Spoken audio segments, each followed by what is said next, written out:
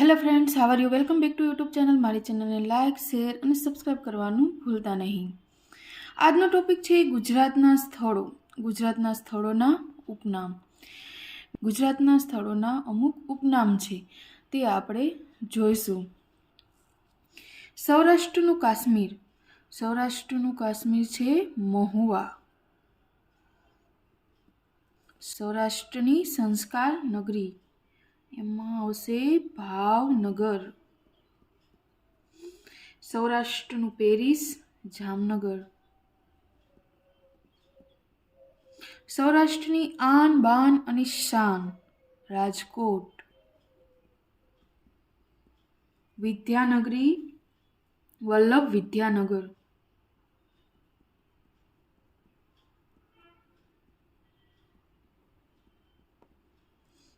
સોનાની મૂરત સુરત. સુરત તો સોનાની મૂરત. સૂર્યપુત્રી તાપી. તાપી નદી છે તેને સૂર્યપુત્રી તરીકે પણ ઓળખવામાં આવે છે. મૈકલ કન્યા. મૈકલ કન્યા તો તેનું નામ, નર્મદાનું ઉપનામ મૈકલ કન્યા છે. નર્મદા નદીને રેવાના નામે પણ ઓળખવામાં આવે છે અને તેનું ઉપનામ છે મૈકલ કન્યા. સત્યાગ્રહની ભૂમિ બારડોલી. સુરત જિલ્લામાં આવેલું છે. બારડોલી તાલુકો છે. સત્યાગ્રહની ભૂમિ તરીકે ઓળખવામાં આવે છે. મહેલોનું શહેર વડોદરા.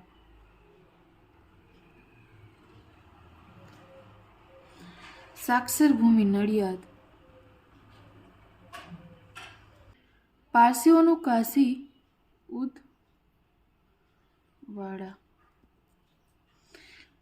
ગુજરાતની સંસ્કાર નગરી વડોદરા. સાક્ષર ભૂમિ નડિયાદ. કચ્છનું પેરિસ મુદ્રા. સાધુઓનું પિયર ગિરનાર. ગિરનારને સાધુઓના પિયર તરીકે ઓળખવામાં આવે છે. પુસ્તકોની નગરી નવસારી.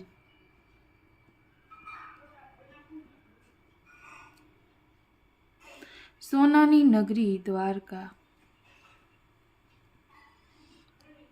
એક્ઝામમાં જો સોનાની નગરી પૂછાય તો દ્વારકા આવશે અને સોનાની મૂરત પૂછાય તો સુરત આવશે. ગુજરાતનો હરિયાળો બગીચો ચરોતર પ્રદેશ જે ખેડામાં આવેલ છે. માહિષ્મતી નગરી ભરૂચ.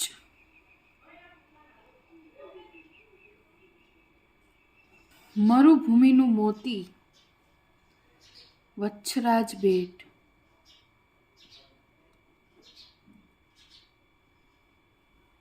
જે કચ્છમાં આવેલ છે. વચ્છરાજ બેટને મરુભૂમિના મોતી તરીકે ઓળખવામાં આવે છે. Gateway of port Hazira Surat. Hazira બંદરને ગેટ વે ઓફ પોર્ટ તરીકે ઓળખવામાં આવે છે, જે સુરતમાં આવેલ છે. ગુજરાતની જીવાદોરી નર્મદા નદી.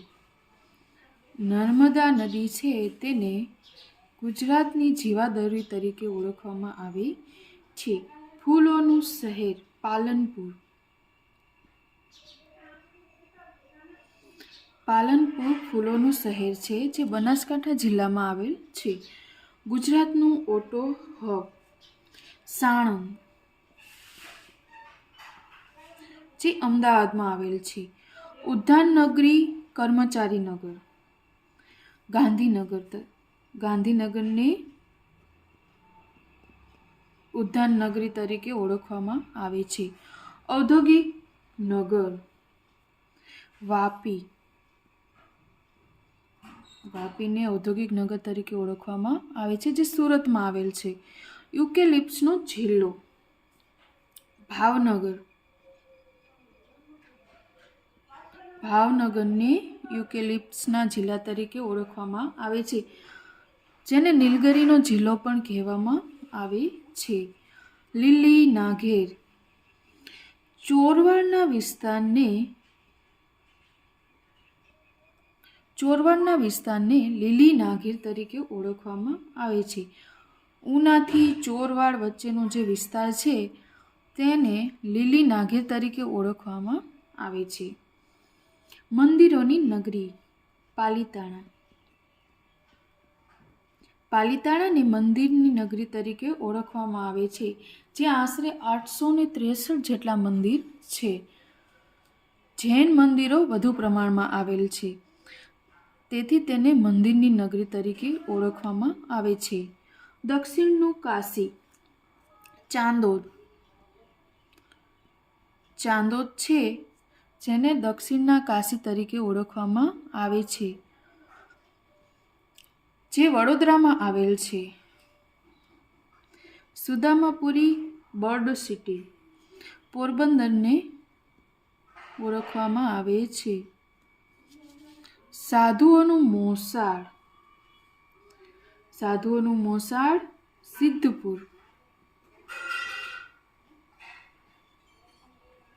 અને સાધુઓનું પિયર ગિરનાર.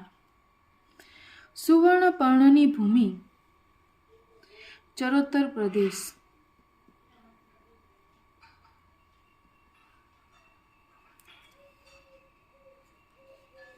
ગુજરાતનું તાજમહેલ મણિમંદિર. મણિમંદિરને ગુજરાતના તાજમહેલ તરીકે ઓળખવામાં આવે છે, જે મોરબીમાં આવેલ છે. ભારતનું ડેનમાર્ક ગુજરાત.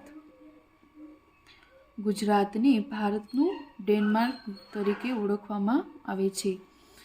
ગુજરાતની પિત્તળ નગરી. ગુજરાતની પિત્તળ નગરી એટલે કે Jamnagar. Denim city of India એ અમદાવાદ. અમદાવાદને ડેનિમ સિટી ઓફ ઇન્ડિયા તરીકે ઓળખવામાં આવે છે. દુનિયાનું વસ્ત્ર ખંભાત. ખંભાત દુનિયાના વસ્ત્ર તરીકે ઓળખવામાં આવે છે, જે આણંદ જિલ્લામાં આવેલ છે. યોગીઓની તપોભૂમિ ગોરખનાથ. યોગીઓની તપોભૂમિ ક્યાં છે? ગોરખનાથ, જે જૂનાગઢ જિલ્લામાં આવેલ છે. સોલ્ટ સિટી મીઠાપુર, જે દ્વારકામાં આવેલ છે. ગુજરાતનું મિની કાશ્મીર. ગુજરાતનું મિની કાશ્મીર નર્મદા જિલ્લાને ઓળખવામાં આવે છે. અહિંસા નગરી પાલિતાણા. પાલિતાણાને અહિંસા નગરી તરીકે ઓળખવામાં આવે છે. Oil city Jamnagar. કાઠિયાવાડનું રત્ન એ પણ જામનગર આવશે. પાળિયાઓનું શહેર હળવદ. પાળિયાઓના શહેર તરીકે ઓળખવામાં આવે છે, જે મોરબી જિલ્લામાં આવેલું છે. ભગતનું ગામ સાયલા. સાયલાને ભગતના ગામ તરીકે પણ ઓળખવામાં આવે છે, જે સુરેન્દ્રનગર જિલ્લામાં આવેલ છે. દ્રોણમુખ ભાવનગર.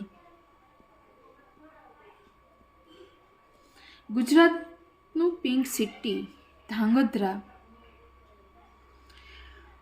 ધાંગધ્રાને ગુજરાતના પિંક સિટી તરીકે પણ ઓળખવામાં આવે છે, જે સુરેન્દ્રનગર જિલ્લામાં આવેલ છે. કાળિયા ઠાકરની ભૂમિ શામળાજી. શામળાજી અરવલ્લી જિલ્લામાં આવેલ છે. ગુજરાતનું ચેરાપુંજી કપરાડા, જે વલસાડ જિલ્લામાં આવેલો તાલુકો છે. કપરાડામાં સૌથી વધારે વરસાદ થાય છે, તેથી તેને ગુજરાતનું ચેરાપુંજી કહેવામાં આવે છે.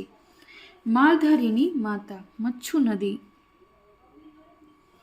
મચ્છુ નદીને માલધારીની માતા તરીકે ઓળખવામાં આવે છે.